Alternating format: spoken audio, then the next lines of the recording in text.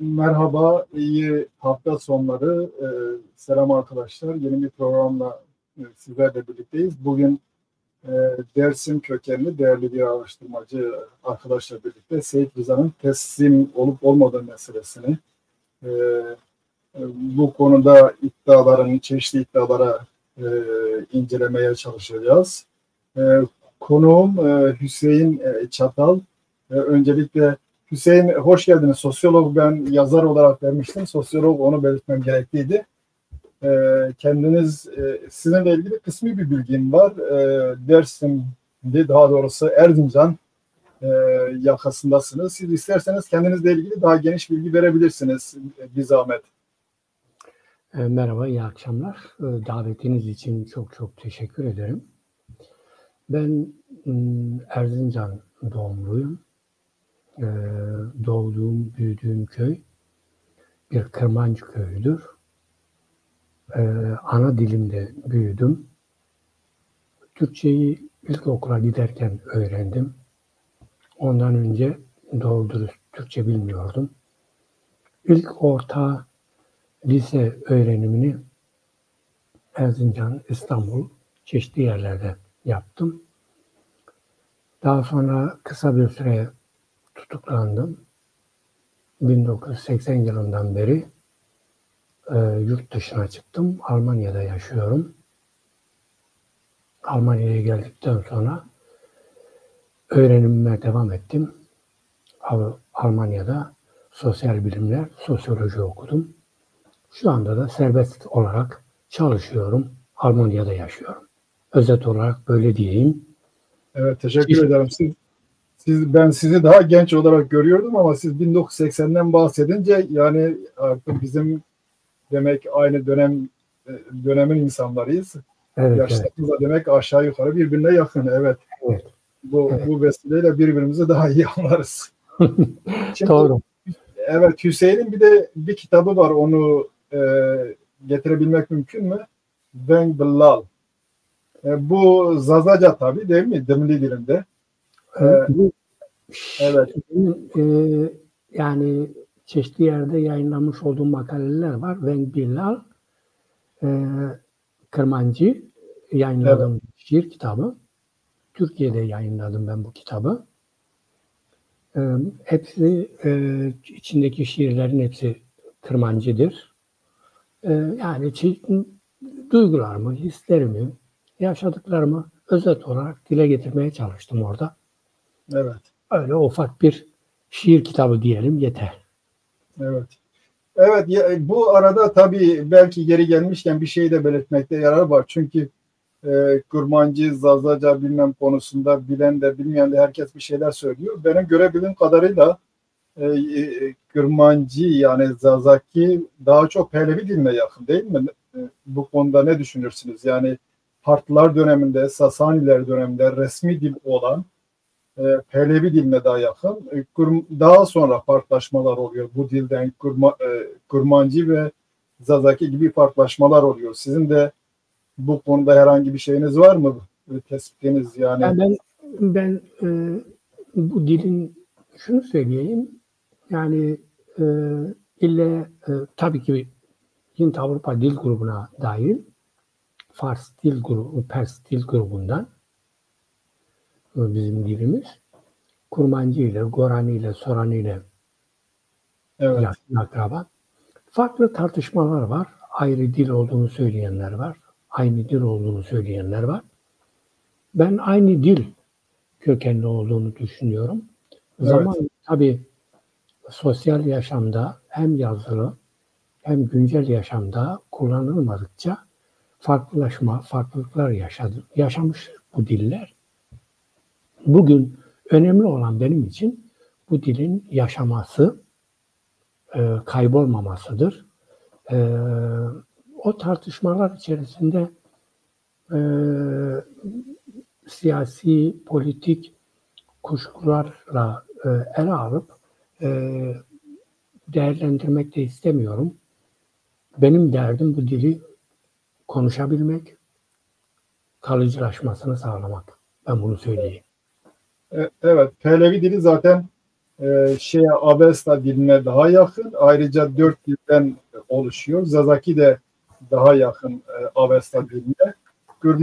Kurmancı olsun, Kurmancı Farsçanın etkisinde çok kalıyor. Fars'ta da zaten Arapçanın etkisinde kalmış. Yani yeni İranca dediğimiz bir dil. Neyse o ayrı bir konu. Sonradan gireriz. Zamanımız olursa. Fırsatta. Zamanımız olursa ele alırız. Evet, bu programda değil yani. Sadece ben biraz çünkü bu konuşacağımız şeyler de biraz bu meseleyle ilgili. Çünkü kendilerine Zazacı diyenler biraz tarihe başka bir anlam vermeye çalışıyorlar. Ulus olayına başka bir anlam vermeye çalışıyorlar. Yani ben şöyle görüyorum.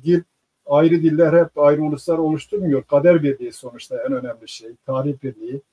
Burada baktığımızda Zaza olanlar belki Kurmancılardan daha önce Kürt sayılmış. Düşün kuzeydekilerine Farslar Kürt diyorlar. Kuzeyde bulunan Deylemilere Kürt diyorlar. Yani nereden başlayacağız? Şimdi Seyit Rıza meselesiyle ilgili de bu bağlamda bazı şeyler var, yorumlar var. Kimileri kendi siyasi amaçlarına da bu işe alet ediyor. Bunu sizin bu konudaki gözlemleriniz ne, iddiaları bir önce gündeme getirip de onun üzerinde kendi görüşlerinizi, yorumlarınızı açıklarsanız memnun olacağım. Şimdi Seyit Rıza kişiliği, şahsiyeti, Dersim'deki önemi, bunu iyi bir bilince çıkarmak gerekiyor. Evet. Seyit Rıza'yı iyi anlamak gerekiyor. Seyit Rıza'nın direnişini iyi anlamak gerekiyor. Mücadelesini iyi anlamak gerekiyor. Bunu anlayabilmek için de Seyit Rıza'nın duruşu, tavrını bilmekten geçiyor. Onun için özellikle birçok spekülasyonun ortadan kalkması gerekir.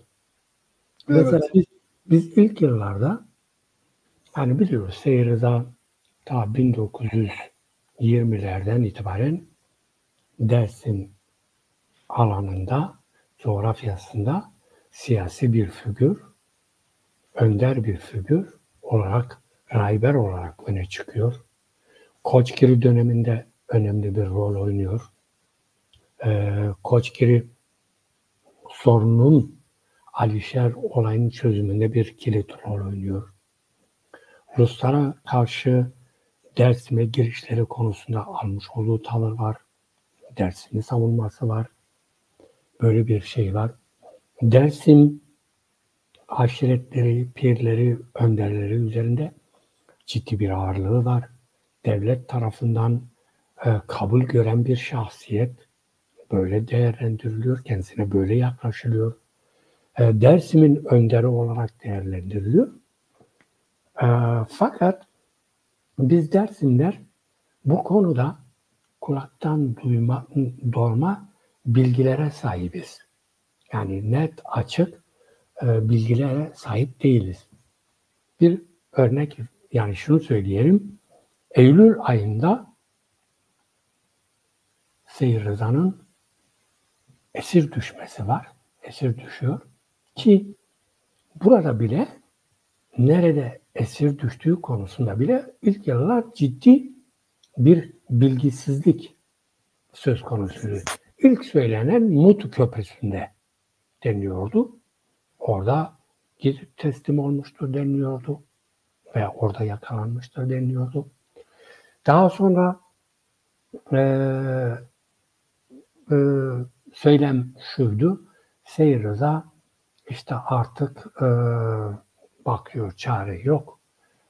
Erzincan valisiyle kendisi arasında aracılık yapan Cansay üzerinden Erzincan valisine gidip teslim olmak istiyor. Teslim olmak için gidiyor deniliyor.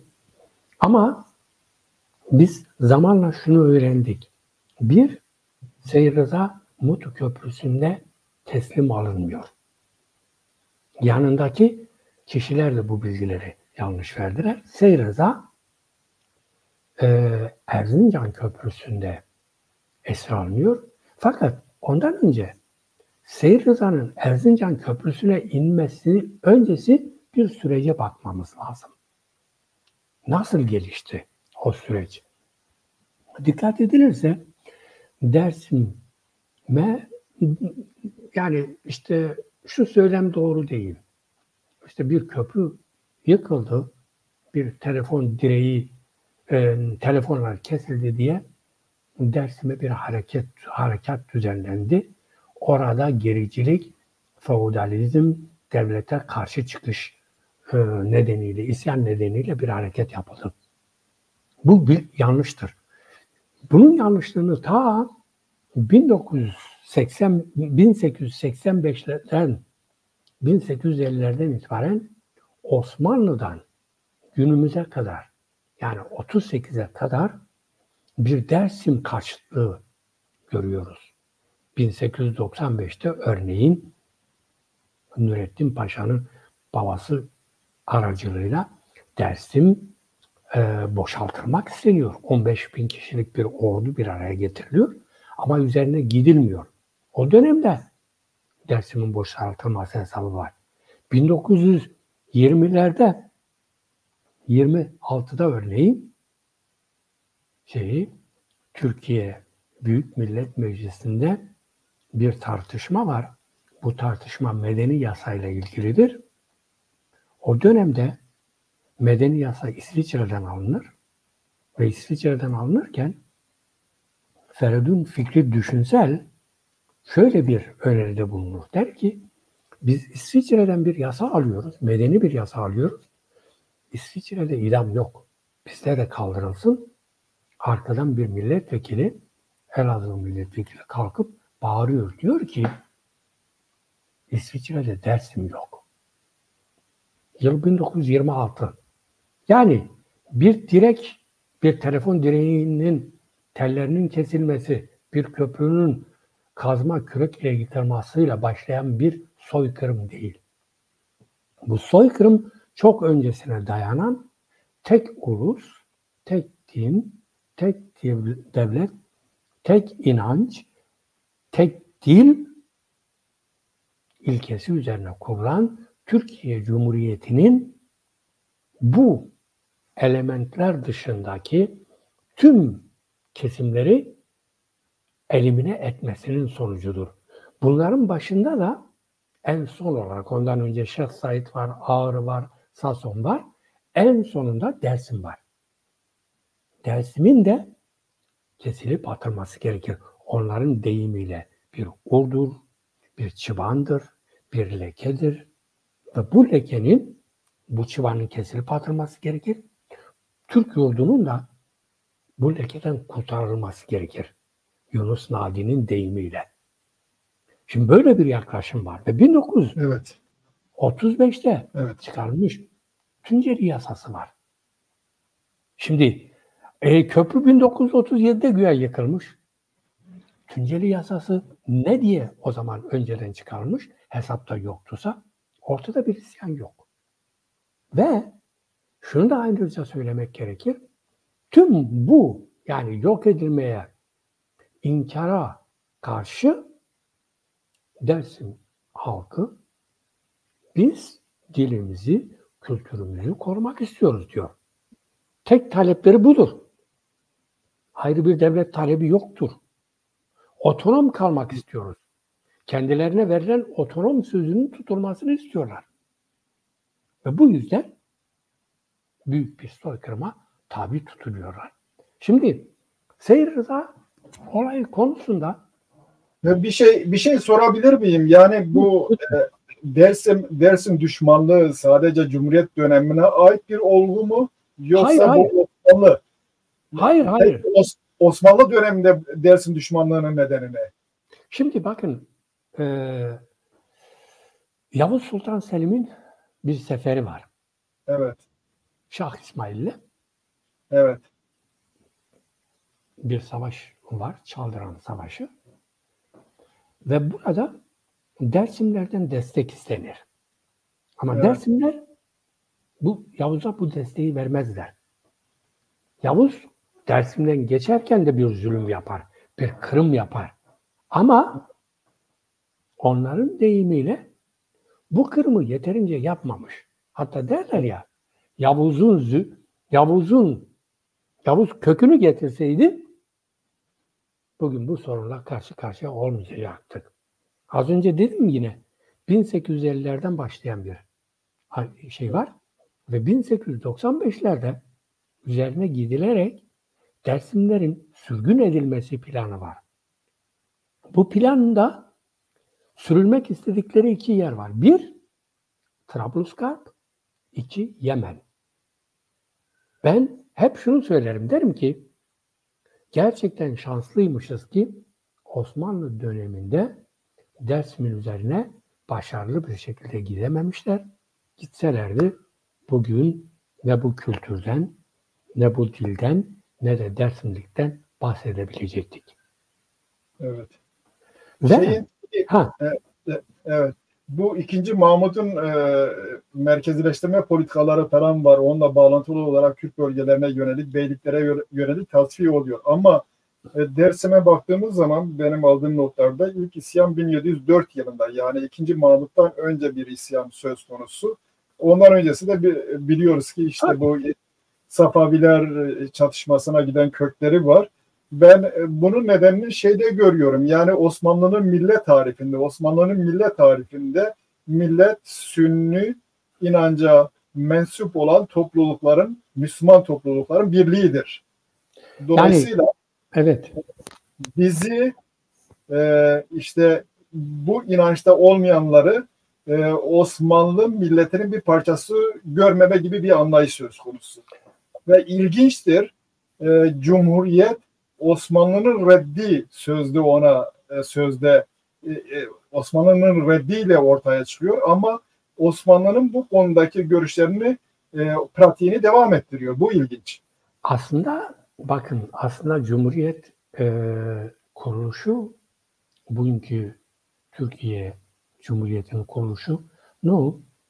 3 aşamada görmek gerekir. Osmanlı çökmeye başladıktan sonra ilkin Osmanlı'yı kurtarmanın telaşına düşülür. Ümmetçilik temelinde. Evet. Ama bu başarılamaz. Bu 1. Meşrutiyet döneminde yapılır.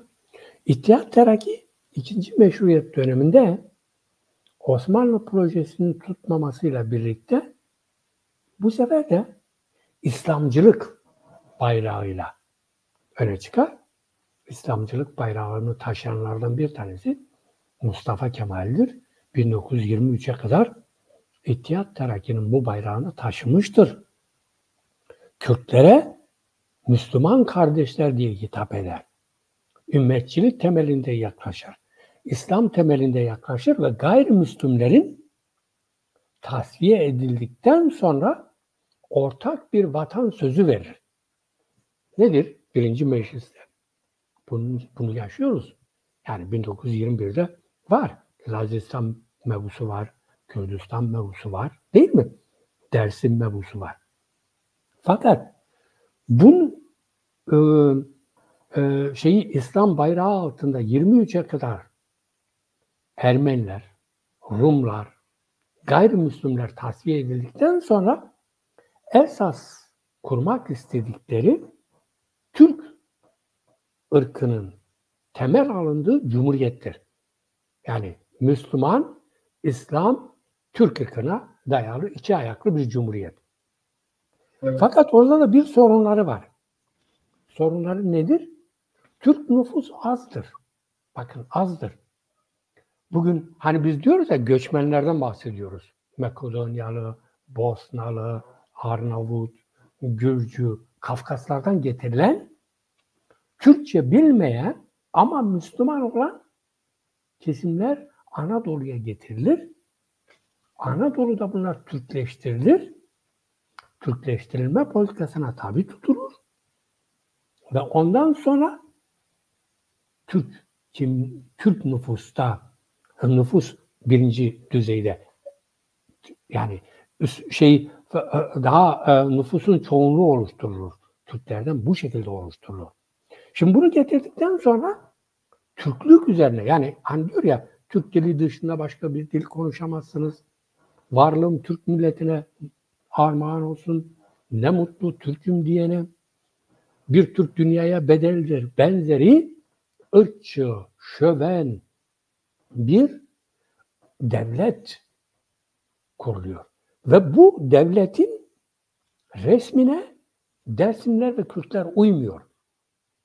Onun için birinci meclis veya şöyle de diyebiliriz, birinci Cumhuriyet Mustafa Kemal'in dönemindeki bu birinci meclis, birinci Cumhuriyet reddediliyor ve yerine Lozan Anlaşması gerçekleştirildikten sonra Türk yurdu güvenceye alındıktan sonra sıra 1923'lere kadar kendileriyle birlikte hareket eden Kürtlere, Alevilere geliyor.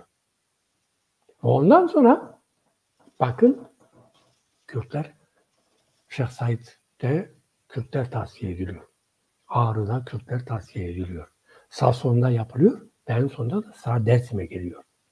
Bu şekilde bir Türk ulusu yaratılıyor. Irkçı temelde bir ulus yaratılıyor. İşte bu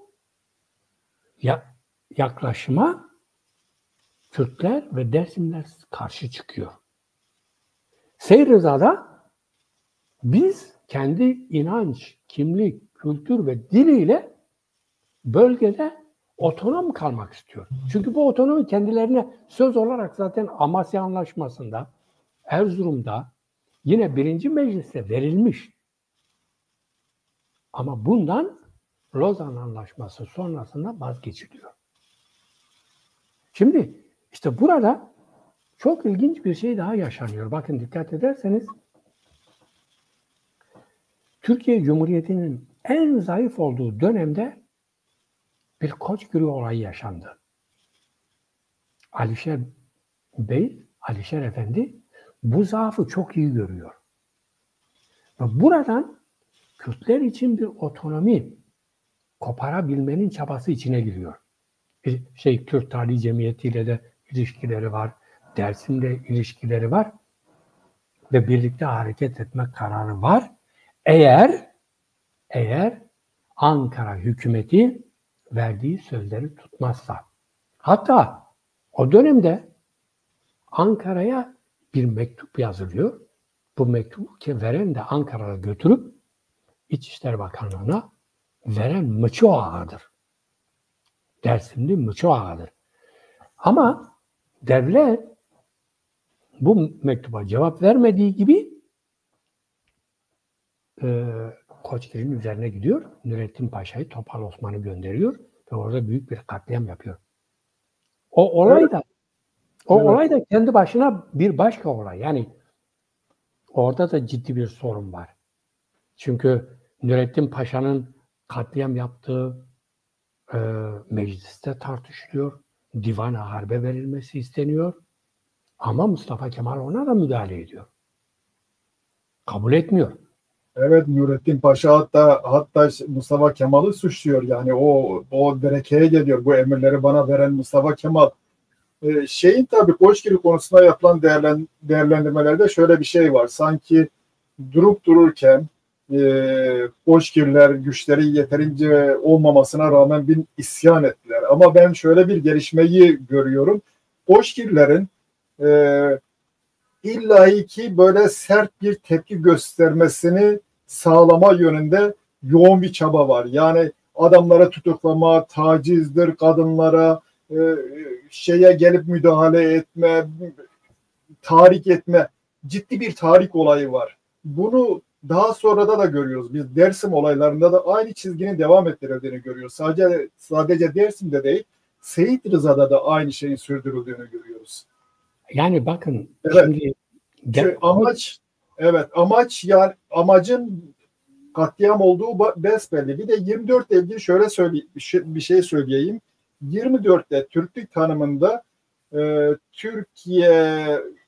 Türkiye'ye vatandaşlık bağıyla bağlı olan herkes Türktür. Yani ırkı bir şey aranmıyor burada. Ama daha sonra ona da bağlı kalmıyorlar. Çünkü Avrupa'da da biraz ırkçı rüzgarlar esiyor. Bunların da yelkenleri iyice şişmeye başlıyor ırkçılık yönünde. Buyurun siz buradan devam. Bakın Evet, şimdi Koçgiri olayını çok iyi değerlendirmek gerekir. Koçgiri olayındaki gidişat farklı olsaydı evet, Erzincan'ın Kismikör köyünde 1921'de yapılan toplantıda varılan anlaşmaya uyulsaydı ki bu anlaşma Ümraniye'de bir çatışma yaşanır. Bu çatışmada bir asker ölür. Askerlerin silahlarına el konulur. Kürtler de ölür. Bu olayın büyümemesi için Erzincan'ın Kismikör köyünde toplanırlar. Bu evet, toplantıda Sakallı Nurettin var. Bu toplantıda Haydar Bey var. evet. Bu toplantıda Seyir Rıza var.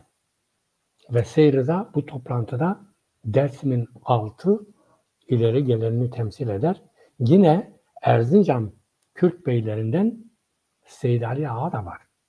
Şimdi orada yapılan anlaşma şu. Bu hizmet kapatılsın, çatışma olmasın, alınan silahlar geri verilsin denir ve kalkıp gidecekleri sırada Sakallı Nurettin cebinden bir tane kağıt çıkarır. Der ki şu elimde gördüğünüz sizin fermanınızdır.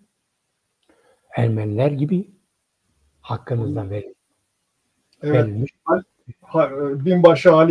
Binbaşı Halis daha sonra onun öldürmesiyle sonuçlanır. Evet. Evet. Der ki bu sizin fermanınızdır. Ben istersem sizi keserim, istersem sizi affederim. Herkes şok geçirir. Ve 1921'de bu Topal Osman ile Nurettin Paşa'nın yaptığı katliam nedeniyle Türkiye Büyük Millet Meclisi'nde 4 tane gizli celse var. Bu celselerde açık açık söylenir. Bunu söyleyenler Türk vekiller, Türk mebuslar. Diyorlar ki siz tecavüz ederseniz, çocuk çocuğunu kaçırırsanız, öldürürseniz, eşini elinden alırsanız, bilmem şunu yaparsanız ben de buna karşı isyan ederim. Ve Nurettin Paşa'nın Divan-ı Harp'te idam ile bile yargılanabileceği konusunda karar verirler. Ama son celsede Mustafa Kemal der ki yok. Nurettin Paşa yargılansa, bu kural haline gelse belki de Türkiye Cumhuriyeti'nin gidişatı böyle olmazdı. Şimdi bu Koçgiri. Böyle bir şey var ve Koçgiri'yi Dersim'den ayırmamak gerekiyor. Bir bütündür. Alişer Efendi'nin de dedi ya, Koçgiri kalktı ama Hozat yetişmedi. Yardıma gelmedi de. Yani bir serzenişte var orada. Ama biz şimdi isterseniz şeye dönelim. Seyir Rıza'nın Şöyle bir şey de 1925'te daha önce yani herhangi bir ayaklanma teşebbüsünde ya da tepki göstermemiş olan Said hareketi baş gösterir. Tabii bunun çeşitli nedenleri var. Sıra onlara gelmiştir. Bir de onların daha önceki imtiyazları ellerinden alınmak istenir. Tabii imtiyaz sadece devlete ait olmaması lazım. Diğer toplulukların da imtiyazlarının olması lazım. Bu ayrı bir konu. Devlet burada son derece haksız bir şekilde Kürtlerin üstüne gider. Burada biz Hasan Hayri'nin de öldürüldüğünü görüyoruz. Hasan Hayri'nin Şeyh Said hareketiyle ne gibi bir ilişkisi vardı? Bunun idam edilmesinin gerekçesi ne? Ya şimdi bakın şöyle bir şey var. Hasan Hayri, Mıço Ağa, Seyir Rıza bunlar devletten yani Evet. 1919'larda talepte bulunurlar Ankara'dan. Derler ki bizim taleplerimiz bunlardır. Bu taleplerimizi yerine getirirseniz sorun yok. Otonom bölge. Bunun sözcülüğünü yapan biri Hasan Ayrı, biri Muço Ağa'dır. Ve daha sonra bunlar mebus yapılır. Evet. Mebus yapılarak aslında orada çok sinsi bir politika yürütülür. Dersim'in birlikteliği parçalanır. Şimdi bu devletin şöyle bir geleneği var. Siz biat etseniz bile sizi affetmez. Etmemiştir. Hasan Ayrı'ları de kendisi için şüpheli görmüştür. Yani 1960'larda 50'lerde mebusluk yapan insanlar Kürtlük suçlamasıyla içeri alınmıştır. Sürgüne gönderilmiştir. Yani Hasan Ayrı'lara güvenmek gibi bu devlet güvenmez. Güvenmemiştir. Güvenmediği için de Dersim ahalisi içerisinde etkisi de bilindiği için bunlar tasfiye edilmiştir. Ve yine örneğin Kürt, diğer Şeyh Said olsun, daha sonra Ağrı'daki durumla, yani genel Kürtlerdeki huzursuzluğu da bir birliktelik, bir araya gelmelerini engellemek için bu önderlerin tasfiye edilmesi gerekiyor. Evet. Bendeki kitapta, bu kitapta kendisi Mahmut Akyürekli'nin Dersim Kürt Tedibi. Tabii eleştirilecek bir sürü şey var bu kitabın ama iyi bilgiler de var. Orada mesela Hasan Hayri ile ilgili, idamı ile ilgili şunları söylüyor. Diyor ki Şeyh Said'in Elazığ Bölge Komutanı Şeyh Şerif Hasan Hayri Bey'in konağında misafir edilir. Bu gerekçeyle Hasan Hayri idam edilir. Yani o irtibatı, o ilişkiyi, o birlikteliği önlemek için. Evet. Olay bu. Evet. Yani başka bir durum söz konusu değil. Ama lider kadrosunun tasfiye edilmesi gerekir. Evet. Sürekli şu vurgu yapılır. İşte burada derebeyleri sorundur. Derebeyler halka eziyorlar. Toprak ağları, gerçi doğru düzgün toprak da yok Dersim'deki toprak ağlarından bahsedelim. Seyitler diyor, bunlar kültür taşıyıcılığı yapıyorlar. Bunlar Kürtlük ve Aleviliğin sembolleridir. Bunlar sürekli raporlarda bu önderler topraklarından edinilerek sürgün edilmeli, başka bölgelere gönderilmelidir. Şimdi bir dönem Hasan Ayrıgil bunlarla birlikte çalışıyorlar ama sonraki dönemlerde görüyoruz ki bunu da kabul edemiyorlar, yani işlerine sindiremiyorlar. Demek ki şöyle bir sonuca ulaşıyoruz. Bu kimlikte herhangi bir liderin olmasını istemiyorlar bunlar. Ya şimdi bakın. Yani onlar derebeyi de kendileri bey değil mi? Kendileri de oba bey, daha büyük bey değil mi? Devletin üstündeki en büyük beydir. Şimdi evet. Sanki sosyolojik olarak toplum çözülmüş. Evet. Çekirdek aile konumuna dönüşmüş. Hiçbir akrabalık ilişkileri olmayan bir toplum batıda var da bu işte Türk bölgelerinde var. Bakın şunu söyleyeyim. Sadece örnek olsun diye veriyorum. Seyyid Rıza esir alındıktan sonra kimilerine göre cebinde sadece 30 lira, kimilerine göre ise sadece 2 kuruş vardır. Türk basını bunu haber yapmıştır. Ve bir başka haber, Seyyid Rıza cezaevinde parasızdır. Eski eşi Elif Hatun'a haber gönderir. Der ki bize bir miktar para gönder. Paramız yok. Şimdi Seyyid Rıza'nın büyük bir ağa olduğunu, çiftlik sahibi olduğunu ispatlayabildiler mi? Hayır. Burada sorun bu değil. Bakın 1932'de bu ülkede Türkiye Cumhuriyeti kanun çıkararak sazı yasakladı. Bizim bildiğimiz bağlamayı 1932 yılında yasaklıyor. Asker, polis, jandarma ev bağlama arıyor. bağlamaları topluyor, yakıyor, kırıyor. Ve merak edenler için şunu söyleyeyim. Yaşar Kemal'in Aşık Veysel ile bu konuda yapmış olduğu bir röportaj var. O röportajda Aşık Veysel sazının nasıl Sivas'ta elinden alındığını anlatıyor. Ağlayarak anlatıyor. Ve dönemin Milli Eğitim Müdürü Aşık Veysel Sivas'a giderken diyor ki niye sazını beraber getirmedin? O da diyor ki elimden aldılar. Kim aldı? Vali. Valiye gidiyor. Valiye gerçekten olay doğru mudur diye soruyor. Vali sazın kötülüğün sembolü olduğunu söylüyor. Merak edenler Google'a versinler. Yaşar Kemal Aşık Veysel sazının elinden alınması ile ilgili röportaj diye versin, okusunlar. Şimdi burada bir inanca, bir kültüre, bir dile, bir kimliğe düşmanlık var. Hiç kimse ağalığa, şuna buna düşmanlık var demesin. Bu tamamen külliyen bir yalandır. Ya bugün 21. yüzyılda bu ülkede yaşıyoruz.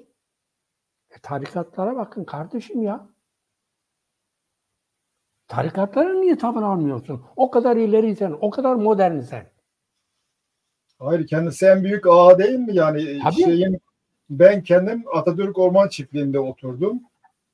Yani Mustafa Kemal'in kendi mülkiyetinde ne kadar toprak olduğunu çok iyi bilenlerden biriyim. Onun zaten yani ölmeden önce dünya kadar mülk sahibi olur. En büyük ağa olur.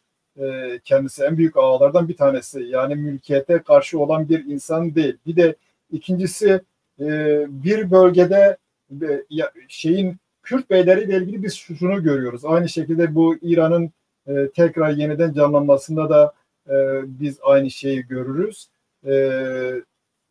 Onların beylerinin saraylarında İran dili yeniden canlanarak İran milliyetçiliği yükselmeye başlar.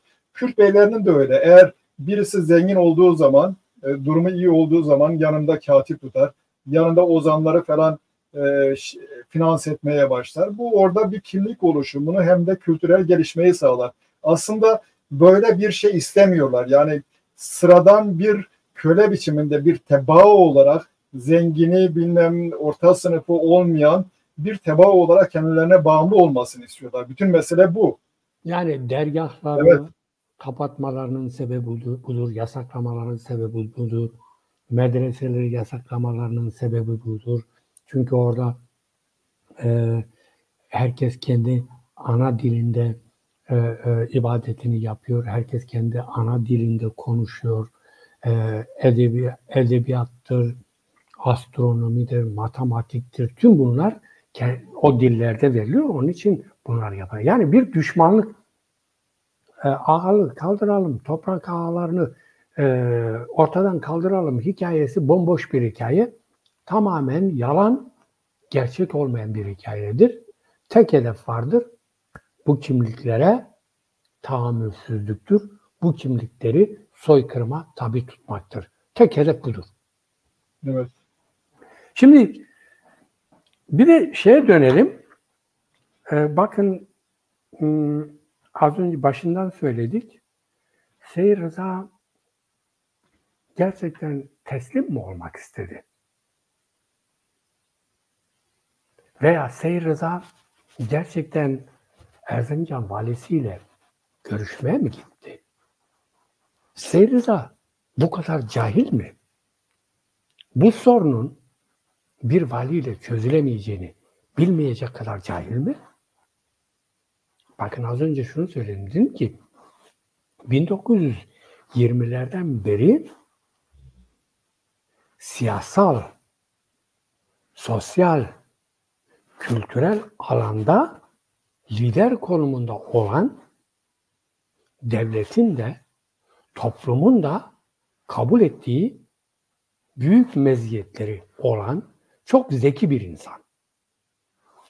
Şimdi bir an düşünelim. Seyyid Rıza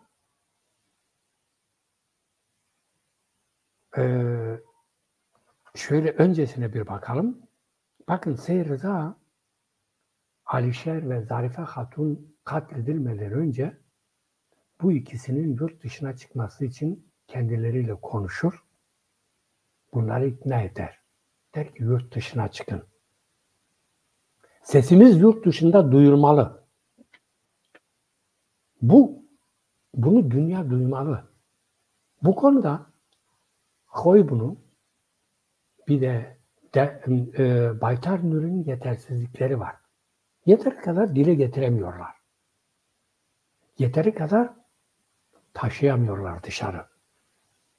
Yeteri kadar dünyaya duyuramıyorlar. Dersim'de Seyyid Rıza şunu çok iyi bilince korkunç bir soykırım yaşanıyor. Korkunç bir soykırım. Ve bunu dışarıya taşırmak, duyurmak istiyor. Onun için Alişer Efendi'yi günlerce ikna ediyor.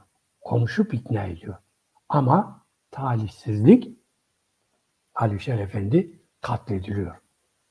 Ardından eşini kaybetti. Eşi katlediliyor. Çocukları katlediliyor. Ardından Şahan Ağa katlediliyor. Ve direnişin öncüleri katledildikten sonra Seyyid Rıza bizzat kendisi, benim tahminim bu, kendisi yurt dışına çıkmak veya bu sorunu bir şekilde dile getirmek istiyor. Şöyle bir varsayımla hareket edelim. Diyelim teslim olmaya gitti. Neden Kozat'ta teslim olmuyor? Neden Ovacık'ta teslim olmuyor? Dersim'in etrafı çevrilmiş. Asker kuşatmasında. Giriş çıkışlara kuş uçurulmuyor. Bu riski alıp Erzincan'a inmek istiyor. Gider Kozat'ta teslim olur. Gider Ovacık'ta teslim olur. Niye olmuyor? Oraya gider. İkincisi, bir diğeri ise güya Erzincan valisinin kendisine yardım edeceğini düşünüyor. Erzincan valisiyle kendisi arasında mektuplaşma, haberleşmeleri sağlayan Cansa'dan bahsedilir. Cansa'nın kendisi Erzincan'a bağlı bir köyde yaşar. Bu köyü hala bugün de var ve Erzincan'a inmeden önce Seyyid Rıza bu köye gider. Bu köye gittiğini nereden çıkarıyorum? Çünkü daha sonra ev sahipleri Seyyid Rıza'nın torunu Rıza Polat'a Seyyid Rıza'nın o evde bıraktığı silahı teslim ederler. Rıza Polat'a. Rıza Polat bu silahı oradan alır. Bir söylenti vardır. Köyün adı Ergen'dir. Munzur'un eteklerindedir. Ovacığın hemen öte yakasındadır. Ve 1937 9 Eylül günü 3. Ordu Sultan Baba Dağı'nda Seyyid Rıza'nın izinin bulunduğunu, Seyyid Rıza'nın esir alınması için operasyon hazırlıkları yaparlar. Ama 9 Eylül gecesi Seyyid Rıza Sultan Baba Dağı'nda değil, Ergen köyünde Cansa'nın evindedir. Ve ertesi gün Erzincan'a iner, köprü başında yanında bizim bildiğimiz 2 kişi vardır. Bertimmem, bir de Hüseyin. Şimdi bakın ama bir diğer söylenti var. Yörede çok yaygın bir söylentidir. Söylenti diyorum bakın sadece. Bu söylentiye göre 3. bir kişi de vardır. Bu 3. kişi kimdir? Açıklanmış değildir. Ama Seyyid Rıza'nın sürekli yanında olan 2 arkadaşı Mehmet Berk ve Hüseyin isimleri verilir. Şöyle bir soru sorsam, o tarihte Nuri Dersimi Suriye'ye çıkmış mı? Tabii 1937'de evet. Nuri Dersimi evet. Çoktan Suriye'de. Gitmiş, evet. Önceden Suriye'ye gitmiş. Evet. Şimdi Seyyid Rıza köprüye gelir. Köprüye gelir, yüzü sarılıdır ve köprüde teslim olduğunu Türk basını söyler. İlk haberler 13 Eylül'de Türk basınına düşer. Hemen hemen o dönemde yayınlanan tüm gazetelerde Seyyid Rıza'nın teslim olduğunu yazarlar. Kimileri de yakalandığını yazar. Fakat Seyyid Rıza'nın kimlik bildiriminde bulunmadığını, köprüye gelirken kimliğini gizlediğini, bir askerin Seyyid Rıza'nın boynundaki dürbünün üzerindeki isimden Seyyid Rıza olduğunu çıkardığını söylerler. Güya boynunda bir dürbün var. Bu dürbün Sayıs marka bir dürbündür ve üzerinde Abbas uşağı Abbasan aşireti reisi Seyyid Rıza'ya hediyemizdir yazılıdır. Şimdi diyelim ki bu şekilde tespit edildi. Ama peki bu dürbün nerede? Nerede kaldı bu dürbün? Seyyid Rıza'nın Ankara Polis Enstitüsü'nün açılışında daha sonra ele geçirilmiş eşyaları sergilenir. Bu sergilenen eşyaların arasında dürbün yoktur. 500 sayfalık bir Almanca sözlük, şiir kitapları, Halvori Kilisesi papazının kendisine teslim ettiği haç, sözde bir torba içerisinde Hazreti Ali'nin veya Hüseyin'in, şimdi tam şey yapmayayım, emin değilim, bir parmağının kemiği olduğu ve yine kendisi Seyyid Rıza ayrıca sağlık hizmeti veren biridir ki Dersimliler bunu bilir. Özellikle dişi ağrıyanların dişini çekmek için kelpetinler bulunur. Seyyid Rıza'nın eşyalar arasında da diş çekmek için çok iyi temizlenmiş, çok iyi korunmuş dişleri çekmek için kelpetinler var. Şimdi bu sergi Seyyid Rıza'nın ele geçirilmiş eşyaları sergisidir. O zaman dürbün niye içinde yok? Hatta ben şunu söyleyeyim. Bizim Polat'la bir sohbetim olmuştu. Bana Cansa'nın evinden alınan eşyaların yanında bir de dürbünden bahsedilmişti diyordu. Polat'ın oğlu da bu düşünceyi söylüyor. O da böyle bir şeyi duyduğunu söylüyor.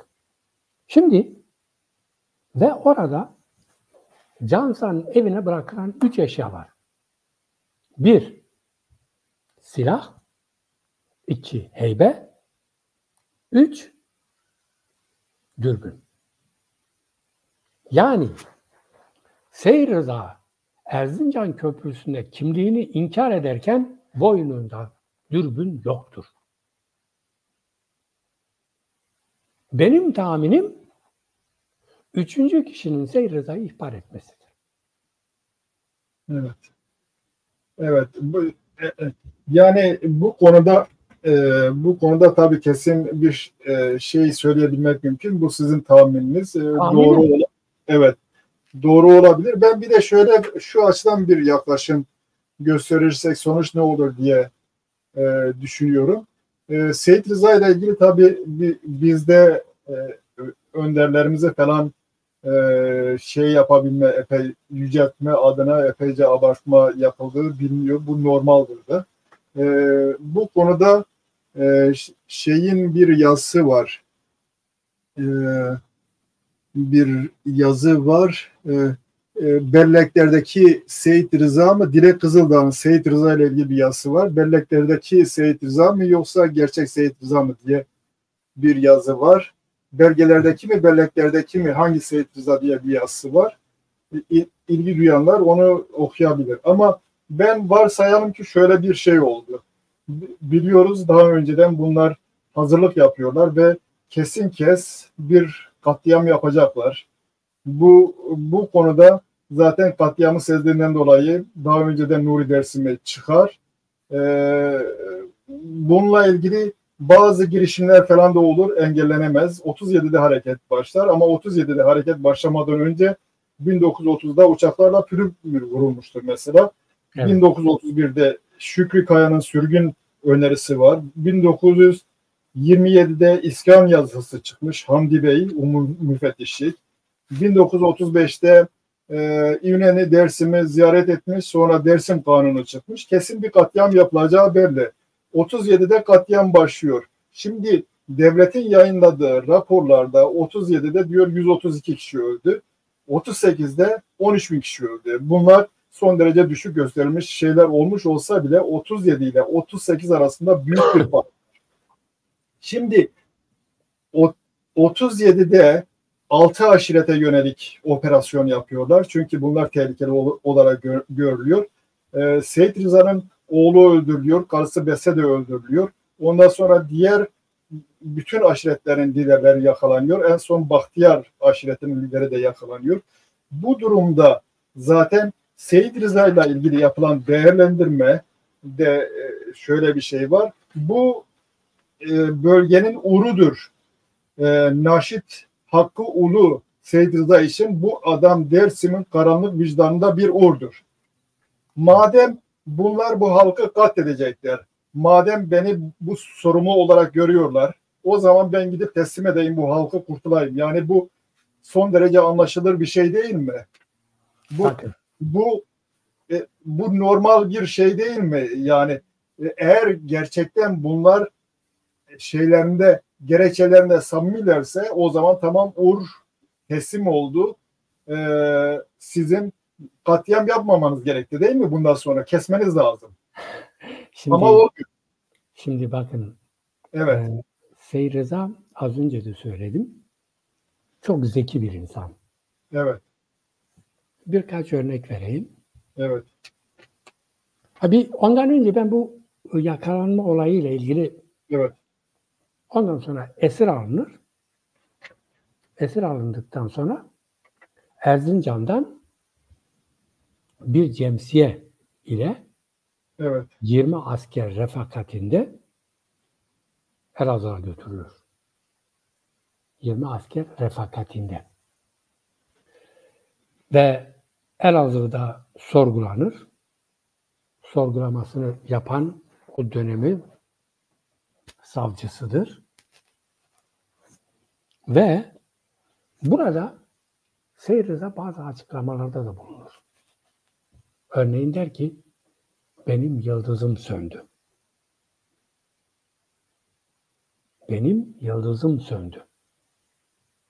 Şimdi az önce bir şeyden bahsettim. Dedim ki Şahan Ağa katledilir. Alişer Efendi katledilir. Oğlu Hasan katledilir. Tüm ailesi katledilir. Eşi Bese katledilir. Daha önceden zaten diğer oğlu baba katledilmiş. Ve şunu söyleyeyim, bakın şunu söyleyeyim. Burada Seyyid Rıza sorunun kendisi olmadığını çok iyi biliyor. Evet. Ondan önce, bakın ondan önce o zaman Jandarma Genel Komutanlığı'nın raporu var. Şükrü Kaya'nın raporu var. Fevzi Çakmak'ın raporu var. İsmet İnönü'nün raporu var. Diyarbakır müfettişinin raporu var. Onlarca rapor var. Ve bu raporlarda bakın Dersim Çıbanbaşı'dır denir. Bakın ben az önce özür dilerim. Az önce bir örnek verdim. Dedim ki Yunus Nadi 17 Haziran 1937'de Cumhuriyet'teki baş makalesinde şunu söyler. Der ki Dersim adı ile, ananeleriyle bu ülkede bir lekedir. Ve Türk yurdu bu lekeden temizlenmelidir. Şimdi Seyyid Rıza dünün çocuğu değil. Koçgiri'yi görmüş, yaşamış. Ermeni soykırımını görmüş, yaşamış. Rumları görmüş, yaşamış. Şeyh Said'i biliyor, yaşamış. Pülümür'ü biliyor, yaşamış. Ağrı'yı biliyor, yaşamış. Koçanlara karşı 1926'daki harekatı biliyor, yaşamış.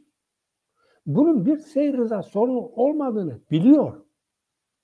Ve bunu bu şekilde lanse etmek, bakın bu şekilde lanse etmek Türk devletinin Dersim soykırımını mazur görmektir. Evet. Sanki bir kişi tek suçlusudur. Hayır, değil. Onun için diyorum.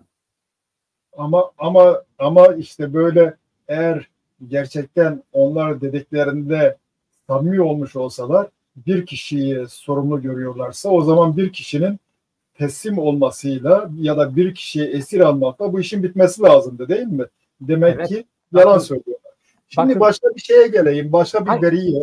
O verinin ışığında bir yorum yapalım. Eğer siz bir şey eklemeyecekseniz. Söyleyeyim. Evet, buyurun. Bakın burada İsmet İnönü'nün görevden alınması çok önemli bir faktör. İsmet İnönü Seyyid Rıza yakalandıktan sonra 19 Eylül 1937'de parlamentoda yaptığı konuşmada şunu diyor. Dersim meselesi bitti. Bundan sonrasını terbiye ile geçirmemiz gerekir. Yani asimile etmemiz gerekir. Mustafa Kemal hemen İsmet İnönü'yü Dolmabahçe'ye çağırıyor, görevden alıyor, yerine Celal Bayar'ı getiriyor. Ve şunu unutmayın, sorun Seyyid Rıza olsaydı 1900, bakın bizim büyüklerimiz hep ne der? 38 soykırımı. Değil mi? Hiç 37'den fazla bahsedilmez. Esas soykırım 38'de yapılmış. 38, evet. 37'de Asmışsın.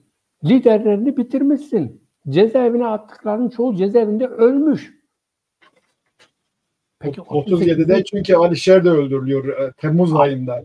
Tabii Alişer Temmuz'da öldürülüyor. Ağustos'ta Hasan öldürülüyor. Şahan Ağa öldürülüyor. Yani kimse kalmıyor ve diğerleri kendiliğinden. Ben teslim oldu demiyorum. Yani gidip diyorlar ki biz buradayız. Ama devlet bunu kabul etmiyor. Hepsini yargılıyor ve bu yargılama sürecinde cezaevine içeri attıkları tek bir insanı bile sağ çıkmasını imkan vermiyor. Bak orada 58 kişi mahkemede var. Bir tanesi canlı olarak yaşayarak cezaevini terk etmiş değildir. Bir tane yoktur. Hepsi cezaevlerinde idam edilenler idam edilmiş, diğerleri ise cezaevlerinde katledilmiş, ölmüşlerdir. Evet, ilginç bir şekilde bir benzerlik var. Çünkü bu Koçgiri isyanı dedikleri 20'lerden önce daha önce bir Koçgiri hareketi daha var. O zaman 35 civarında önder yakalanır, hapse atılır. Onlardan 25 tanesi hapiste ölür. O civarda. Evet. Evet. Yani bu bir gelenektir. Gelenek, evet. Şimdi şöyle bir şey sorayım. Bu tabii bunların sorumlusu işte bu beylerdir, aşiret liderleridir. Bunlar sürgün edilmeli, tartışmalardır, raporlardır, birbirini izliyor. Bu dönemde bir gelişmeyi görüyoruz. İşte bunlar sürgün edilip dağdan işte obaya götürülürse bunların aşiretleri üzerindeki tahakkümü kalmayacaktır. Ama ilginç olan bir şey, bu aşiret liderlerini ya da beyleri, derebeyleri her neyse bu kadar kötü göstermelerine rağmen oranın halkı bunları takip ediyor, devleti istemiyor. İlginç olan bu yani. Birbiriyle uyuşmayan bir durum var. Bunun üzerine şöyle bir gelişmeyi görüyoruz. 1928'de Nuri Dersimi ile Seyit Rıza Elazığ'a gider. O sadece onlara değil başkalarına da topraklar verilir ve oraya yerleşmeleri kararlaştırılır. Ama ilginç olan bir şey, onun yerine başka bir vali getirilir, Bardakçı'nın yerine. Vali Fahri Bey arazileri olduğu gibi geri alır. Bir bu. İkincisi 1928'de Ozan getirebilir miyiz onu? Alişer'le ilgili bir bilgi var. Çünkü onu da değişik biçimde yorumlayanlar var. Ben kendi yorumumun ne olduğunu söyleyeyim. Bu daha önce Alişer'in 20'lerden önceki idam kararı iptal ediliyor. Sonra 21'lerde gene başlıyor. 1928'de göreceğiniz gibi 1928 yılında Seyit Rıza ile Nuri Dersimi'nin Elazığ'a yerleşmeyi kabul ettiği tarihte Alişer, eşi ve kardeşleri Ovacık'ta başvuruyorlar ve kendilerini nüfus idaresinde kaydediyorlar isimlerini. Bu ne anlama gelebilir? Burada soyadlarını dakli olarak kaydediyorlar. Bu daklinin anlamı ne bilmiyorum ama biraz önce İran Arap işgaline karşı İrani alanda yükselmeyi sağlayan İrani aristokrat sınıfının ismi Dihkanlardır. Dihkan. Belki de bunun Kürtçe söylenmiş şekli Dakni olabilir. Alişer Dakni o zaman yani Kürt aristokratı gibi bir anlam da taşıyabilir. Ben bunu şöyle görüyorum. Yani biz sizin için tehlike oluşturmuyoruz. Bak bizim artık çünkü direnecek güçleri yok, savaşacak güçleri yok. Biz onların elindeki gerekçeleri ortadan kaldırabilmek için Seyit Rıza ile Nuri Dersimi diğer tarafa gidiyor. Alişer de gidip kendisini nüfusa kaydediyor. Ama bunlar meselede samimi olmadıkları için orada Kürt varlığını, Kürt Alevi varlığını sonlandırabilmek için ellerinden gelen her şeyi yapıyorlar. Bu hiçbir işe yaramıyor. Bu yani bütün girişimlere rağmen halkı katliamdan koruyabilmek için bütün girişimlere rağmen katliam yapmakta son derece ısrarlılar. Ve bu işin başını da maalesef Mustafa Kemal çekiyor. Ben bunu ona yorumluyorum. burada başka bir olgu daha ortaya çıkıyor. Yani Alişer, Nuri Dersimi ve Seyit Rıza birlikte 1928'de aynı hareket doğrultusunda davranıyorlar. Aynı doğrultuda davranıyorlar. Onların gerekçelerini boşa çıkarabilmek için. Şimdi kimileri meselenin aslını bilmeden 1928'de Nuri Dersimi'nin Elazığ'a gidip çiftlik almasından dolayı onu ajanlıkla mesela suçluyorlar. Değil mi? Halbuki Nuri Dersimi biraz kitabında kendisini abartır. Der ki ben de affedilmedim. Halbuki Nuri Dersimi Koçgiri hareketinden sonra yargılamalarda affedilir. Affedilmeyen tek kişi var. O da Alişer Efendi'dir. Bu nedenle onu ajan olarak suçlayanlar var. Halbuki aynı durumda olan Seyit Rıza'nın kendisi de Elazığ'a gitmiş. Birlikte gitmişler. Dolayısıyla bu kimi zazacı çevrelerdeki bu gerekçe de ortadan kalkmış oluyor. Ona paralel olarak Alişer'in de böyle bir şeyini görüyoruz. Alişer'in de kendisini nüfusa kaydettirdiğini görüyoruz. Umarım bu epeyce yeterince açıklayıcı olabilir. Şimdi evet, size söz veriyorum. Buyurun. Şimdi Nuri Dersimi saldırının temel nedeni Nuri Dersimi'nin Kürdistan evet. Terimini kullanması, Dersim'i Kürdistan olarak görüp böyle değerlendirmesidir. Şimdi insan biraz samimi olsa Dersim'i biz ilkin Nuri Dersimi'den öğrendik. Ve o dönemden kalma tek yazılı belgedir. Evet. Şimdi tek yazılı belgeye saldırmak, onu itibarsızlaştırmak Dersim'e hizmet etmez, zazacılığa da hizmet etmez. Ve Nuri Dersimi'nin, siz az önce telaffuz ettiniz, ben bunu bile ayıp görüyorum. Ağzıma almak istemiyorum. Bu terimi kullananlar ilkin Nuri Dersimi'nin yapmış olduğu, vermiş olduğu bu emeği görmeleri gerekir. Yani mesela biri var, işte Nuri Dersimi hakkında bir kitap yazmış. Ama ben sorayım, dedesinin nasıl kafasının kesildiğini niye yazmıyor?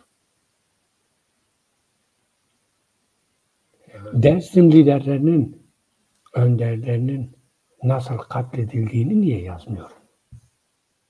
Munzura dökülen kadın, çoluk, çocuğun tarihini niye yazmıyor? Ya bunlar ayıp şeylerdir. Evet. Bu şeydir, yani sadece Kürt kelimesine duyulan alerjinin sonucudur. Kürt düşmanlığıdır nihayetinde. Dersim'i Kürtlüğün dışında tutmak için çeşitli, yani hatta diyeyim devlet ile aynı kulvarda, aynı havuzda yüzmeye benzer. Evet. Yani bu durumda Nuri Dersimi ile sınırlı kalmamak lazım. Alişer'i de eleştirmek lazım. Seyit Rıza'yı da eleştirmek lazım. Diğer öldürülen liderleri de eleştirmek lazım. Hepsinden vazgeçtik. Peki Hasan Hayri'nin idam edilmesini nasıl açıklamak lazım? Bunu da yani kendileriyle birlikte çalışan bir liderin varlığına dahi tahammül edemiyorlar. Şimdi, değil mi? Evet. Böyle yani, bir durum söz konusu. Ya şimdi niye bu oluyor? Belli ki psikolojik bir problem var. Paranoya, böyle aşırı bir paranoya, bir delilik aşamasına gelmiş bir paranoya var. Ben öyle görüyorum. Yani normal bir durumda değil. Normal insanın şeyi değil. Bunun örnekleri yani var. Irkçılık. Evet. Karşıtını yok etme konusunda gerekçe öne sürmez. Evet. Bugün de görüyoruz. Bakın ben bir şey söyleyeyim. Çok ilginçtir. Seyit Rıza ile ilgili olarak bundan birkaç yıl önce güya bir Urfalı şoförün anlatımları piyasaya sürüldü. Hatırlıyor musunuz? Nasıl şoförün? Evet. Bir Urfalı bir şoför evet. sesli bir anlatımı piyasaya sürüldü. Bundan 2 sene, 3 sene önce. Yok, hatırlamıyorum ben. Belki de hani, dinlemiştir de bir sürü şey. Kesinlikle dinlemişsinizdir. Orada diyor ki işte Urfalı şoför diyor ki ben gittim Seyir Rızalı oğlu yakalandıktan sonra aldım getirdim. Seyir Rıza Atatürk'le konuştu. Atatürk'e bir teklifte bulundu. Dedi ki senin tüm savaş masraflarını karşılayacağım. Sen de beni affet. Bakın indirgenen düzeye bakın. Evet. Evet. Şimdi hiç tarihi bilmeyen böyle bir şeyi tutup kamuoyuna sunar, açıklar.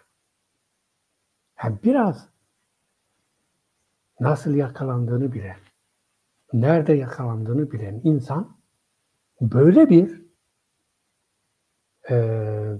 uydurma kaseti, ses alınmış bir uydurma söylemi, anlatımı piyasaya sürmez. Evet. Herkes şunu biliyor. Yani burada manipülasyona dikkat çekmek istiyorum. Küçük düşürme, saldırma, itibarsızlaştırmanın ayaklarıdır bunlar. Bu anlamda önemlidir. Ben onun için diyorum ki bakın Seyir Rıza ya mahkemede şöyle bir soru soruluyor. Diyor ki işte Ermeniler kastedilerek gelmiş ve size yardım etmişlerdir diyor. Hakim soruyor. Seyir Rıza'nın cevabı nedir? Diyor ki o sizin dedikleriniz Topal Tümürlenk'ten önce buradaydı. Sizin dedikleriniz Topal Tümürlenk'ten önce. Yani sizden önce buradaydılar. Nereden bahsediyorsunuz? Gelen yok. Bize yardım eden yok. Böyle bir niyetimiz de yok. İsyan etmedik diyor. Varsa böyle bir şey ispatlayın. Yani burada şunu görmek gerekiyor. Onun için özellikle diyorum ki Seyir Rıza teslim olmuş olsaydı, bu niyetle gitmiş olsaydı mahkemede direnmezdi. Dar ağacında direnmezdi. En azından oğlunu kurtarmak için kurtarırdı. Teslim olan bunu yapardı. Evet, o ciddi bir argüman. Evet, ona katılıyorum ben. Yani o zaman teslim olan her şeyi açığa koyar. Mahkemede de bu iddianamede yer alırdı. Geldi teslim oldu diye. Tabii, ve iyi hal olarak da kullanılabilirdi. Değil mi? Tabii. Yani şimdi size bir şey söyleyeyim. Seyir Rıza teslim olsaydı mahkemede vermiş olduğu ifadeler, belgeler ortalık dolup taşardı. Hani Seyir Rıza'nın elimizde bir ifadesi var mı? Evet. Bir açıklaması var mı? Sen teslim almışsan bu halkın önderini, liderini, rayberini o zaman açıklarsın. Niye açıklamıyorsun? Yani muhtemelen şöyle bir şey. Biraz önce 1928'den bahsettim. 1928'de o girişimleri para etmediğine göre bundan sonra hiçbir şey para etmez. Herhalde onu görmüş olmaları lazım. Tabii. Yani Seyir Rıza sorunu çözmek için Alp Doğan'la da görüşüyor. Evet. Ankara'ya mektup da gönderiyor. Çağrılarda da bulunuyor. Ama cevap almıyor ve devletin önüne koymuş olduğu bir hedef var. Ne olursa olsun yok edilmelidir. Bitti. Evet, 37'de bütün bu önderler katledildi. Ama 38'de bakıyoruz, hatta kendilerine destek veren aşiretler de içlerinde olmak üzere bütün Kürtlere, bölgedeki bütün Kürtlere yönelik operasyon yapılıyor. Ve bu aşamada bazı vukuatlar oluyor. Tabii karşılık veriyor. Bazı askerler ölüyor. Ama zaten kim kime saldırsa orada bir karşılık verilir. Bir asker ölür. Bu işin doğası gereğidir. Şimdi bu durumda yani suçluyu nerede aramak lazım? Burada işin gerçeği, niyeti belli olan bir devletin yok etme politikası mıdır, yoksa suçlu herhangi bir şekilde ölmemek için cevap veren insanlar mıdır? Şimdi bakın, Değil size mi? size bir örnek vereyim. Biz 4 Mayıs Bakanlar Kurulu kararını biliyoruz, değil mi? Evet. İsim değiştiriliyor. Tunceli ismi veriliyor. Dersim tasfiye edilmek isteniyor. Evet. Fakat önderlerini yakaladık. Diyelim ki bu önderler başa belaydı. Bunlar bu işin işte başını çekiyorlardı. Bunları halledersek kurtuluruz. 37'de hepsi hallediliyor. 38'de alınmış olan ikinci bir Bakanlar Kurulu kararı var. 6 Ağustos 1938'de ikinci bir Bakanlar Kurulu var, kararı var. Bu Bakanlar Kurulu kararı doğu manevraları kararı alıyor. Basında doğu manevraları olarak geçiyor. Ama aynı zamanda ben bir şey yapayım, kısa bir yerden size bir şeyi vereyim. Örnek vereyim. Duyuyorsunuz değil mi beni? Duyuyoruz evet. Bir dakika, ben size bir şey yapayım. Bakın, yıl 1938 ve orada alınmış bir karar var. 38 6 Ağustos'ta. Bu kararda çok açık ve net bir şekilde Dersim'de büyük bir harekat planlanıyor.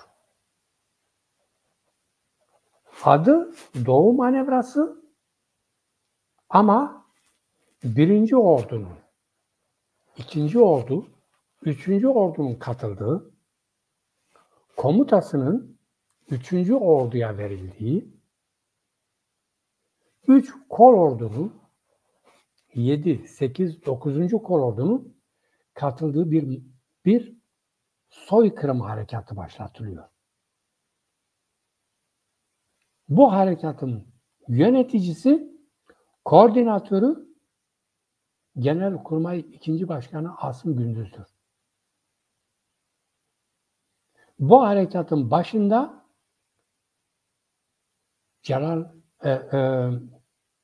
Genelkurmay Başkanı Fevzi Çakmak var. Bu hareketin başında müfettiş olarak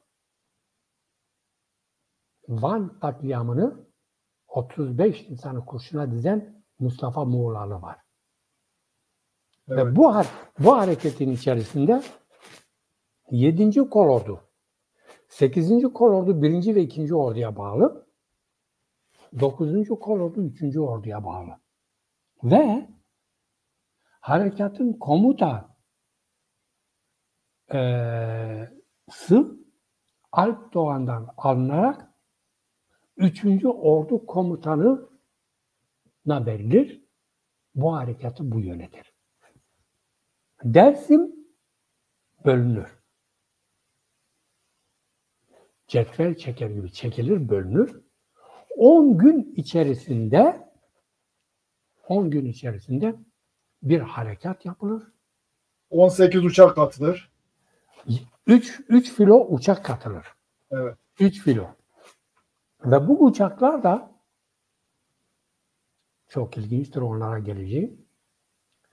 Adım adım tümenlerin kaç saatte, kaç kilometre kareyi tarayacakları hesabı yapılır.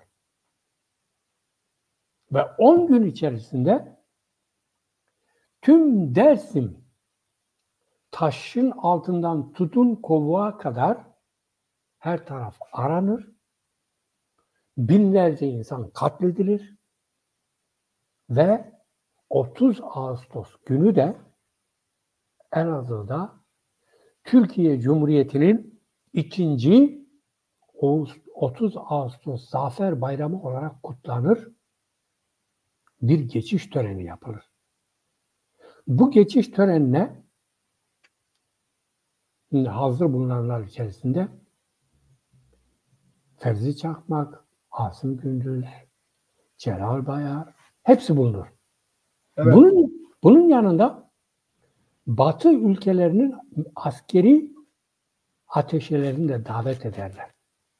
Konuk ederler. Şeref tribününde onlar da izlerler. Benim bununla ilgili bir makalem var. 38 Ağustos 38 Dersim soykırımı. Orada ben tek tek isimleri verdim. Nasıl yapıldığını verdim. Nasıl geliştirildiğini verdim. Şimdi az önce dedim ya, İnönü diyor ki biz hepsini yakaladık, içeri attık. Bundan sonra terbiye ederim. Mustafa Kemal bunu kabul etmiyor. İnönü'yü görevden alıyor. Ve yerine Celal Bayar'ı getiriyor. İnönü'yü Heybeliada'da zorunlu ikamete tabi tutuyor. İnönü gitmiyor. Ama Mustafa Kemal İnönü'yü devre dışı bırakıyor. 38 soykırım harekatını Mustafa Kemal, Fevzi Çakmak, Celal Bayar, Şükrü Kaya ve ekibi gerçekleştiriyor. Şimdi bakın, bir Dersim madalyası var. Belki resmini görmüşsünüzdür. Yani resmi bendeki buradaki kitapta var. Kitabın reklamını fazla yapmış oluyoruz da yani evet, aynen bu. Bu madalya evet. 1938 Ağustos'unda buradaki soykırıma katılan... Bunu da gösterelim o zaman biraz denge sağlayalım. Katılmış askerlere verilir. Ayrıca Mustafa Kemal Fevzi Çakmak'a tebrik mesajı gönderir. Ordunun büyük zaferinden gurur duyduğunu söyler.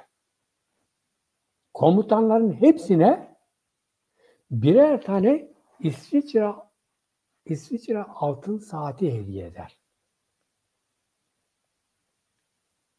Dersim düşmanlığı bu kadar derindir.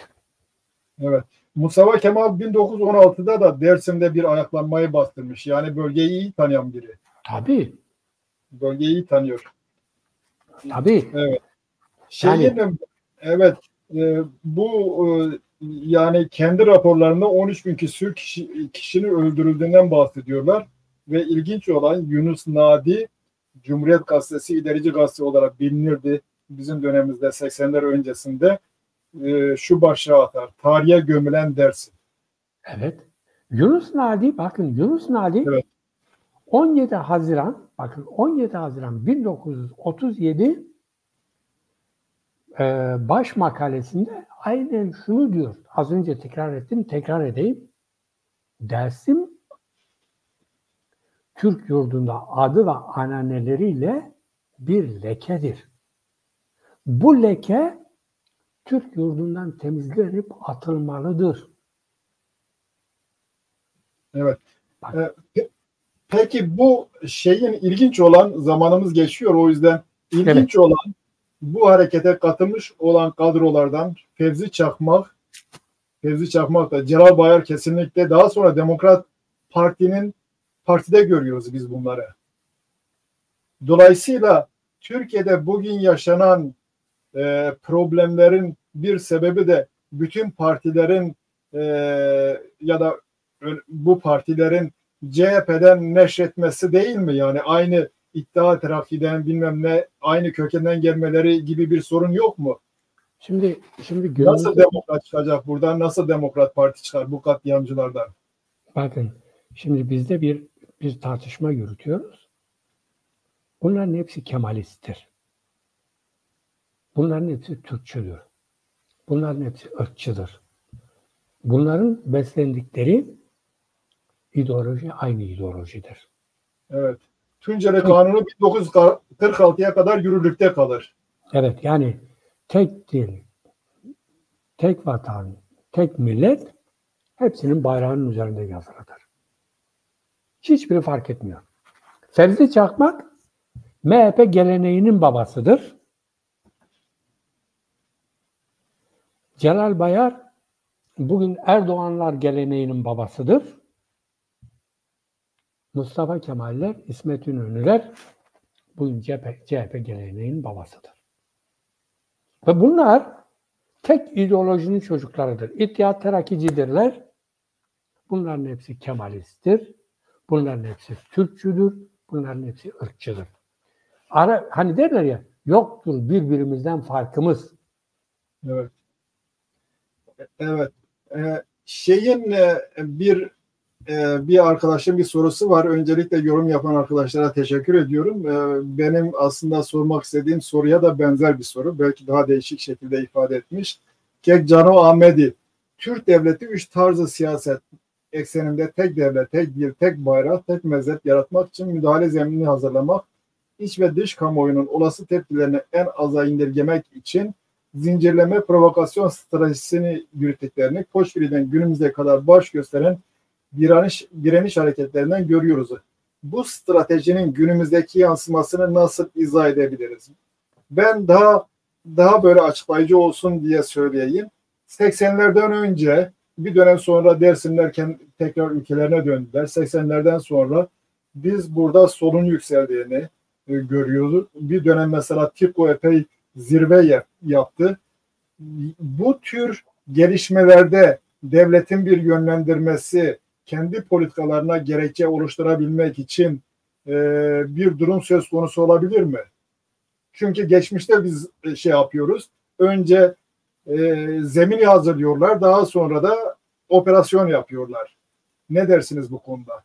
Şimdi ulusların kaderlerine tayin hakkı ilkesine Türkiye Sol Hareketi'nin Kaypakkaya hariç sağlıklı bir yaklaşım göstermediğini biliyoruz. Evet. Halkların kendi kaderine tayin etme ilkesi bugün de ciddi şekilde Türkiye sol sosyalist hareketleri içerisinde kabul görmüyor. Hala kendi partilerinin başında Türkiye İşçi Partisi vardı, Türkiye Komünist Partisi vardı veya Türkiye Halk Kurtuluş Cephesi derler ama Kürt Partisi dediğinizde milliyetçi olurlar, kimlikçi olurlar. Şimdi bu yaklaşımı terk etmiş değil. Bu yaklaşıma karşı en iyi çıkışı son olarak, tabii ki önceden Kıvılcımlılar, bunu dile getirmek gerekir. En radikal çıkışı İbrahim Kaypakkaya yaptı. Bu hakkını vermek gerekir. Ama günümüzde bu politika nasıl zuhur ediyor? Yani Dersim'de 5 tane cami var. 6. camiyi yapıyorlar. Ortaokulun bahçesini daraltıp öğrencilerin elinden alıp camiye tahsis ediyorlar. Yine Aleviliği, hak inancını bitirmek için Kültür Bakanlığı'na bağlıyorlar.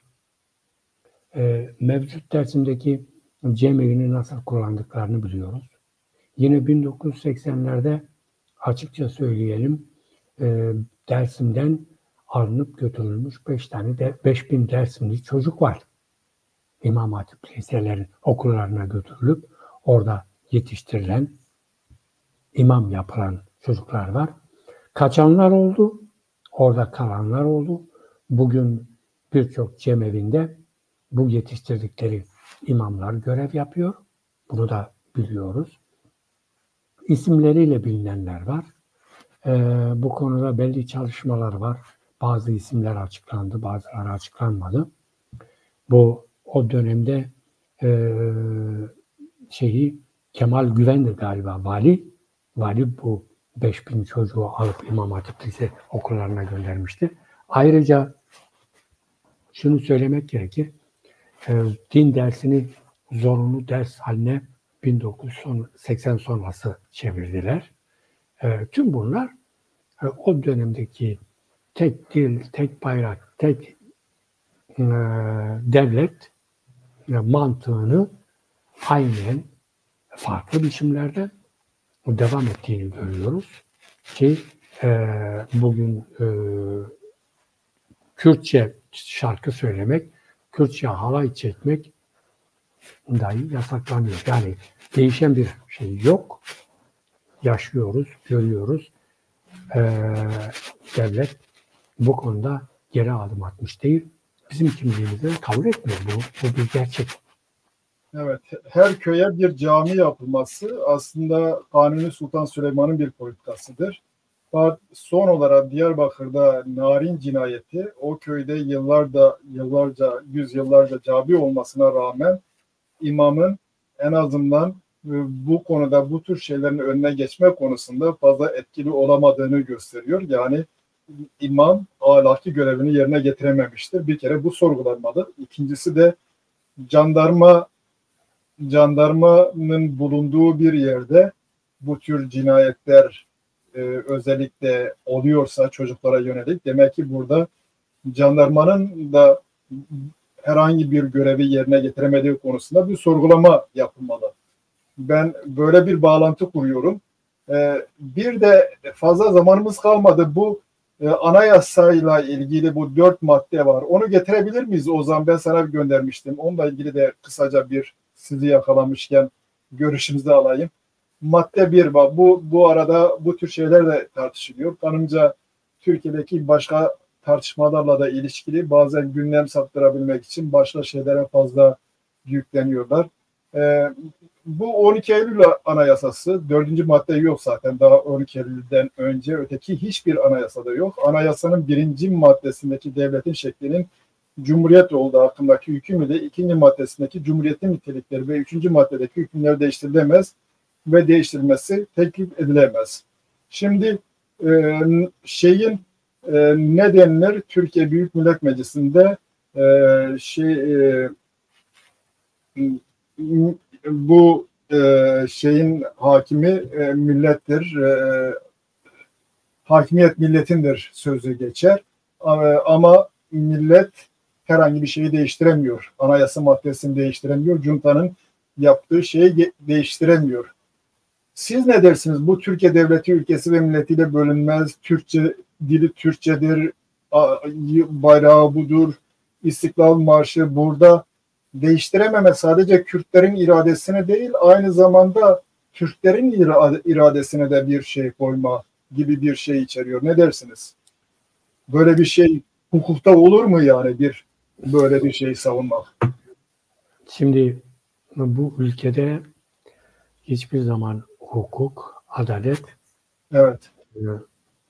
işlenmesi gerektiği bir mekanizma biçimine dönüşmedi. Evet. Hiçbir zaman bu ülkede parlamentonun kıymeti harbiyesi olmadı. Bu ülkede dün özel harp daireleri vardı. Ordu vardı. Bugün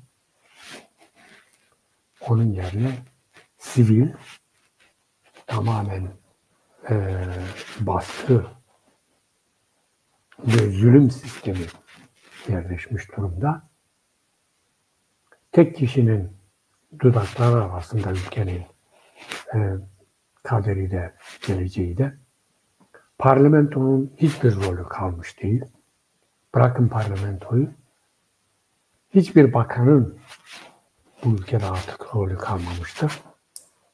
Bir kişi tüm ülkenin, tüm halkın kaderi konusunda tek başına karar veriyor.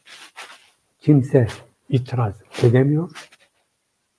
Eden susturuyor. Böyle bir gerçekle karşı karşıyayız.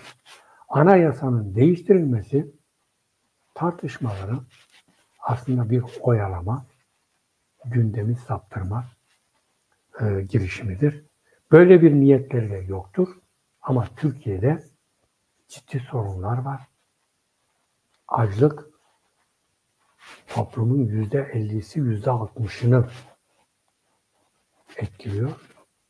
Açlık sınırı değil, açlık diyorum. İşçi cinayetleri, iş kazaları, çiftçi bitmiş, tarım bitmiş, üretim bitmiş. Toplumda huzur yok. Eğitim yani dönemi başladı. Basına bakıyoruz. Binlerce öğretmenin eksikliğinden bahsediliyor. Bu ülkede 20 bin tane, 30 bin tane en fazla okul varken yaklaşık 100 bin tane cami var. Ve her caminin bir tane imamı var. 100 bin tane imam. Ama bu ülkede öğretmen açığı var. Bu ülkede Diyanet'in bütçesi tüm bakanlıkların bütçesini kaplıyor. Savunma Bakanlığı'ndan Sağlık Bakanlığı'na kadar ve biz anayasanın değişmesi sorununu gündemimize getiriyorlar, tartıştırıyorlar. Bunu yapmaya niyetleri de yok ama bir oyalamadır. Zaman kazanmak için yapıyorlar. Bugüne kadar tek başına, hala da tek başına iktidar, demokratik bir anayasa yapmak istiyorlarsa hiç kimse engel olamaz. Bunu da herkes biliyor ama böyle bir niyetleri yok. Bu anayasayı 12 Eylül Anayasası'nı en azından 50 kez değiştirdiler sözde ama temel çatısında en ufak bir değişikliğe gitmediler. Gitmek niyetinde değil. Çünkü onlar da aynen tek devlet, tek dil, tek bayrak, tek vatan, tek ırk mantığını sürdürüyorlar. Bir ülkenin yani Türkiye'nin ismi Cumhuriyet'tir. Türkiye Cumhuriyeti, İran'ın ismi de Cumhuriyet'tir. Çeşit cumhuriyetler var. Ama bu işin ideologlarından Rousseau'ya göre bir yönetimin cumhuriyet olabilmesi için orada meşruiyetin toplumsal uzlaşmaya dayanması lazım. Türkiye'de böyle bir toplumsal uzlaşma yok. O aranmamış. Tek kuruluş evresinde, kuruluş iradesi dedikleri bu 4 madde neyse, gerçi bu 12 Eylül'e 4. madde aittir ama ondan önceki 3 maddeler daha geriye gider. Kendilerinin seçtiği, atadığı vekiller tarafından kararlaştırılan bir şey. O bakımdan cumhuriyet diyebilmek de mümkün değildir. En son sorun şöyle olacak. Şimdiye kadar Aleviler, Kürtler, o da yetmedi, solcular, o da yetmedi, birlikte çalıştıkları FETÖ'cüler, hepsi düşman oldu. Geleceğin düşmanı kim olabilir? Bu konuda bir sıkıntı var mı acaba geleceğin düşmanını bulma konusunda? Bakın şimdi AKP 7 Haziran seçimlerini kaybettikten sonra devlet müdahale etti. AKP ile devam kararı alındı. Kürt siyasi hareketi tasfiye edilmek istendi. Selahattin Demirtaşlar bu yüzden içeri alındı. Onun yerine Gülen'le bir çatışma yaşandı. Bu çatışma bir iktidar çatışmasıydı. Planlanmış bir darbeyle Gülen tasfiye edildi. Yerine MHP ikame edildi. Bunun en iyi temsilcisi bir dönemin Dışişleri Bakanı Soylu'ydu. Soylu'yu biraz yani dışarıya alabildi ama bugün devlet bir bütün olarak bürokrasisiyle, mahkemesiyle, işleyişiyle, polisiyle, tüm aparatlarıyla MHP'nin elindedir. Bugün ülkeyi yönlendiren MHP, yani bu faşist ırkçı mantıktır ve geleceğin çatışması bu bağlamda olabilir. Erdoğan gitsin bu iki güç İslamcı ırkçılar ile bunlar da özünde ikisi de İslamcı ırkçı. Bu iki kanat çıkar çatışmasına girer. Gülen ile AKP'nin yaşadığı çatışma MHP AKP çatışması biçiminde devam eder. Ama görünen şu, size son bir resimden bahsedeyim. Bu savaşı? Malazgirt Savaşı ile ilgili verilen bir resim kamuoyuna sunuldu. O resimde Erdoğan, askerler, MHP ve Hüdapar'ın başkanı vardı. Orada dikkat çeken bir sıralama ya özellikle parmak basmak istiyorum. Bakın o ana kadar Erdoğan tüm resimlerin ortasındadır. Merkezde Erdoğan vardır. O resme bakın. Merkezde Bahçeli'dir. Evet, ben o resme bakmadım maalesef. Ama o resimde sanıyorum Genelkurmay Başkanı ile bir başkası yoktu. O tartışma konusu oldu. Ama o resme bakın. Dikkat edin. Merkezde hep Erdoğan varken ilk defa Erdoğan kenardadır. Merkezde Bahçeli'dir. Bu verilmiş bir resimdir. Bunu küçümsememek gerekiyor. Yani ülkenin geleceği bu doğrultuda. Evet, hayırlısı diyelim. Ne diyelim yani? Hayırlısı. Evet, hayırlısı. Hayırlı olacağı da benzemiyor. Evet. Evet Hüseyin kardeşim. Başka eklemek istediğiniz herhangi bir şey var mı? Son olarak çok teşekkür ederim davetiniz için. Çok sağ olun. Ümit ederim bir şeyler sunabildik. Bir daha görüşmek üzere. Bizi dinleyenler, soru soranlara çok teşekkür ederim. Ben de siz programa katıldığınız için, destek verdiğiniz için teşekkür ederim. Bundan sonraki çalışmalarınızda başarılar dilerim. Bu arada bizi izleyen arkadaşlara teşekkür ederim. Herkese selam ve saygılar. İyi hafta sonları. Bilmenin bir khayr karşıya en bir kurmancı kılas bikini. Uga sugar be. Evet, baş.